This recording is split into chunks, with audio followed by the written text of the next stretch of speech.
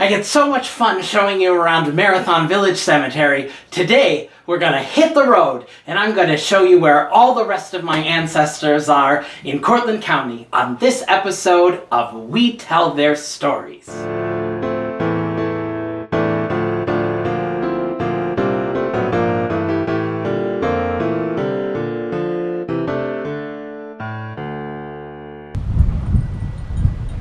We start our journey with my grandparents, Harold and Elizabeth Wells, who are buried here in the Virgil Cemetery. They were married on March 14th in 1936 and had 7 children together.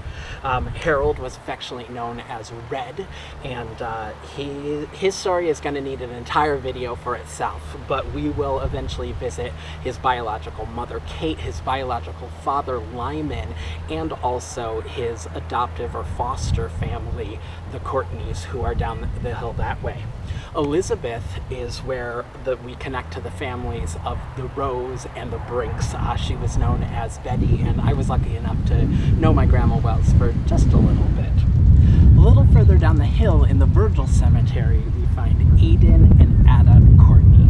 Now, the Courtneys aren't actually biological family, but they did actually raise 2 generations of the Wells family. They took in Kate Wells when she was in an orphanage in New York City and brought her to Virgil, and she grew up with them. After she had her son Harold, they actually raised Harold for the majority of his life as well. So the Courtneys might as well be family. Just as soon as you find yourself driving into the town of Glen, Aubrey, New York, you shortly thereafter discover that you're driving out of the town. Nonetheless, here we find ourselves in the Allentown Cemetery with my great-grandmother, Catherine Wells, who is the mother of Harold. Now, Wells is her last name, and she passed it on to him because he was born outside of wedlock. His birth father was Lyman Burrows, who we'll visit in the Atwater Cemetery near Homer. Now, Catherine was born in New York City. When she was young, her mother died, and her father, not being able to take care of her and her younger brother William, placed them in the Sheltering Arms orphanage. She was adopted by the Courtney family and eventually lived in Virgil. And as we discover, the Courtneys not only raised Catherine, but they raised Harold as well when she eventually was married to Ernest Lewis and had their own family. Here at the Atwater Cemetery near Homer, we find Lyman G. Burrows, who is the biological father of Harold Wells. While Lyman was never married to Kate Wells, he was married twice after that to a woman named Leah Cole, and then finally to Arlene, who he's buried with, and they had 3 children together. Lyman, his middle name, G, is Gaylord, which is his mother's maiden name, and he was born in Virginia, but probably made it to New York around 1905, 1910 or so. And right next to Lyman, we find Mattie Gaylord Burrows, Lyman's mother. Now, Mattie was the second wife of Edwin L. Burrows, and he's married with his first wife, and so we find Mattie here with her son and one of her grandsons. Mattie is my great-great-grandmother, and it's through the Gaylord line and various twists and turns that I can search my ancestry all the way back to the Mayflower. After an extremely scenic drive, we find ourselves in one of my favorite cemeteries, the Texas Valley Cemetery, just a little ways from Marathon.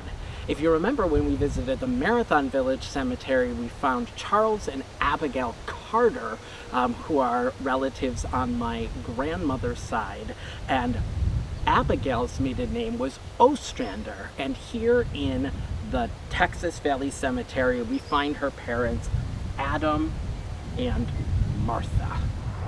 Here we are at the gorgeous Cortland Rural Cemetery, visiting my 4 times great-grandparents, Sylvester and Mary Roe. You may recognize the name Roe from our visit to the Marathon Village Cemetery, where we saw Oakley J. Roe and his son Charles. Oakley married Elizabeth Brink, and he was the son of Sylvester and Mary. Sylvester and Mary, who went by the name Polly, were both born in 1801, and Sylvester was a deacon at the United Presbyterian Church that still stands here on Church Street in Cortland. Here in the first public cemetery of Virgil, we find my 5 times great-grandparents, John Elting Roe and Charlotte Roe, whose maiden name was Merritt. They were married on January 30th in 1796 and are some of the earliest settlers of Virgil. They are the parents of Sylvester Roe, who we saw at the Cortland Rural Cemetery. Charlotte actually left some really great trinkets behind for us to try to understand their lives. At the Cortland Historical Society, there's a really neat book of hair charms that somebody had collected here in Virgil, and there's a small piece of braided section of her hair, and also she made a quilt that is in the permanent collection of the Smithsonian. What an adventure! Thank you for joining me on this little jaunt around Cortland County and beyond as I visited my ancestors' graves.